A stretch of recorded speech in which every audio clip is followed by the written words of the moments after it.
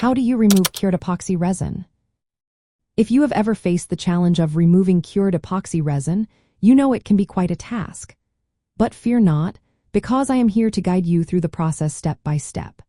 Cured epoxy resin is tough and durable, making it a common choice for boat, hull, and deck maintenance as well as fiberglass repair. However, there are times when you need to remove it, whether for repairs or refinishing. First, take a moment to assess the situation. Look at how much epoxy you need to remove. If it is just a small amount, you might be able to scrape it off by hand. For larger areas, you will need some specialized tools to get the job done right. One effective method for removing cured epoxy is to apply heat. A heat gun works wonders in softening the epoxy, making it easier to scrape off. Just be careful not to apply too much heat, as this can damage the underlying surfaces, especially if you are working with fiberglass or wood. Once the epoxy is softened, grab a scraper or a chisel to carefully remove it.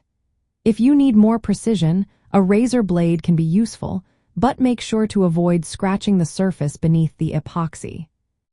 For thicker or more stubborn epoxy, you might want to consider mechanical removal. An angle grinder fitted with a sanding or grinding attachment can be effective, but use this method cautiously to prevent damage to the surrounding material. You might come across chemical removal options, like paint strippers, which some suggest for getting rid of cured epoxy. However, be cautious with these products, especially on surfaces like gel coat, as they can damage the finish. After you have successfully removed the epoxy, it is important to clean the area thoroughly. Use acetone or a similar solvent to wipe away any remaining residue. This ensures a smooth surface for any future repairs or applications. In the context of boat, hull, and deck maintenance, removing cured epoxy is often necessary for tasks like rebedding hardware or fixing damaged fiberglass.